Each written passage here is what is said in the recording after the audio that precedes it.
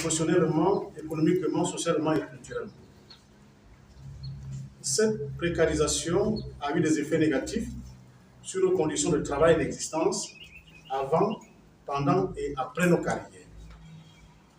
Ainsi, suite aux élections générales de 2023 et au regard des résultats tronqués, l'armée gabonaise a décidé de nous sortir de cet esclavage professionnel, économique et social. Au nom de l'ensemble des travailleurs gabonais,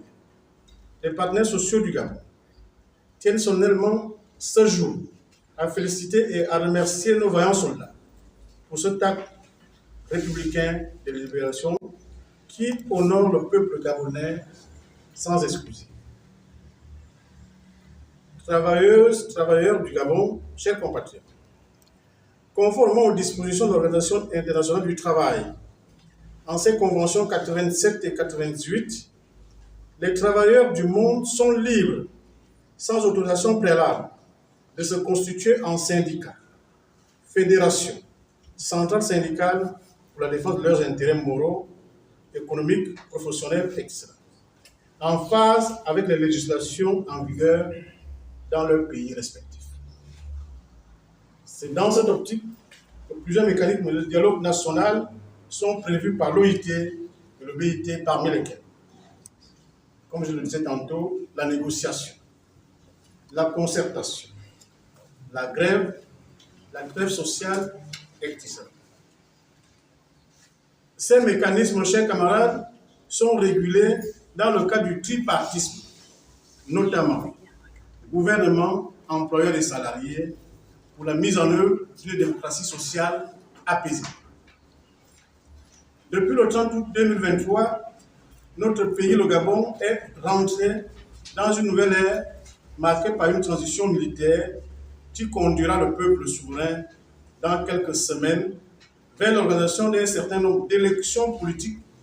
respectivement le référendum, l'élection présidentielle, les élections législatives et locales. Pour y arriver, le président de transition, président de la République, chef de l'État, aura besoin d'une paix sociale durable afin d'organiser ces élections dans la sérénité et relancer l'économie gabonaise qui bat de l'aile, car pendant 14 années, notre pays, le Gabon, a été géré comme une épicène. Conscients de ces enjeux, les partenaires sociaux du Gabon ont décidé ce jour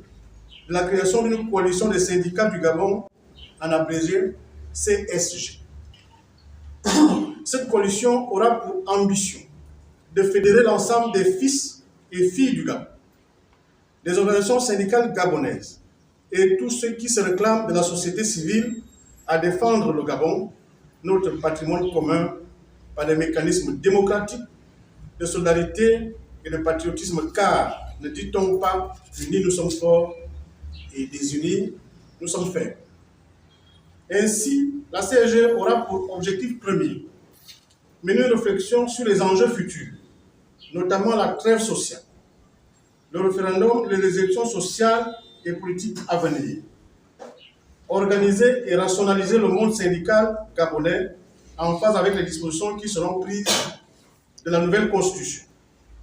promouvoir la participation des travailleurs dans les mécanismes de démocratie participative.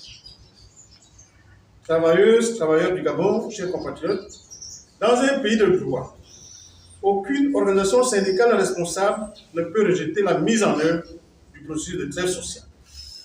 dès lors que le tissu économique national présente des faiblesses et des dysfonctionnements sans précédent. Les travailleurs du Gabon constatent pour le déplorer que le président de la République et le CTRI ont hérité un pays malade économiquement, socialement, politiquement et culturellement. C'est pourquoi la coalition des syndicats du Gabon, regroupant les organisations précitées, j'ai envie de dire le CAP, Dynamique Unitaire, CONACICED, SYMPA, CSG, SILTEG, SAMTAC, etc., ne peut rejeter la proposition du chef de l'État qui consisterait à observer une trêve sociale. En revanche, elle souhaiterait que l'exécutif mette les formes traditionnelles pour sa mise en œuvre, car nous constatons, pour le regretter, qu'il existerait plusieurs sons de cloche qui ne cadreraient pas avec la vision du président public chef de l'État.